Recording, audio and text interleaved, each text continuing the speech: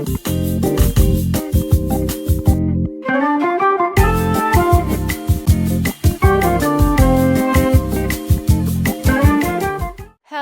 and welcome to my channel, Mrs. Bell's Kitchen. Today we're going to be making this pepper chicken. We are going to be using a white onion, some red bell pepper, and some green bell pepper.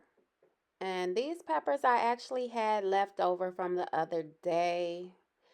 So I figured I'll use the rest of my peppers with some of this onion and make some pepper chicken. Now, this recipe is the same recipe I use for my pepper steak. Just switching the protein part of it and switching the steak for chicken. And it tastes just as good. And it's still very, very simple and quick to make. So I sliced those peppers not too thin and not too thick. And then I'm only going to be using a little bit of the onion just to give it some added flavor.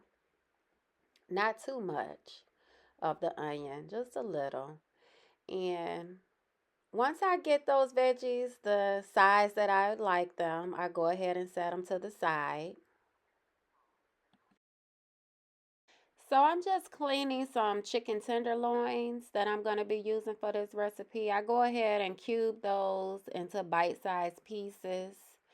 And I do like using the chicken tenderloins for pepper chicken just because the chicken tenderloins are very, very tender. Guess that's why they call them tenderloins. But anyway, I go ahead and add those to a bowl. Once I have cleaned and cubed that chicken, get that cutting board out of my way, clean it, wipe down my area. You know, I really, really like to wipe down extra when I'm preparing chicken. That's just something that, I was taught to do. Okay, so I'm just going to add a little bit of oil to the chicken. I'm using olive oil. And then my seasonings. And I'm just using some seasoned salt, some garlic powder, and a little bit of ground black pepper. That's it, because I'm adding those peppers and onions to it. Then I'm adding cornstarch and flour. Just a little bit, about a half a cup. Y'all see that? This is the magic of it all. This is what gives it the thickness. Okay? Go ahead and mix that all in and get the skillet ready. I'm adding a little bit of olive oil. Once that gets hot, I'm adding in that chicken that had the seasoning, the cornstarch and flour mixture on it. Adding in that chicken. And when it's little bite-sized pieces of chicken like this, I'm not gonna lie, I move it around in a skillet very often because I want to make sure that I am getting every single piece of chicken seared. And sometimes it's a little hard to do when they're cubed and on top of each other. So, yeah, I go ahead and I move it around a lot.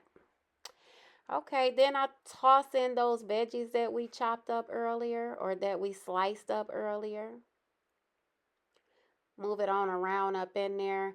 And then I add a can of chicken broth to this. I'm just using a small can of chicken broth.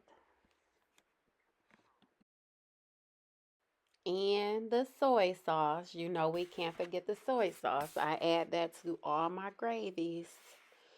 It gives it flavor and it darkens the gravy. So I do use that in all of my gravies like my mom taught me. Okay, this is it after a few minutes and it's ready. It will look ready to me. So, and I'm just having white rice with my pepper chicken. That's usually what I have with this.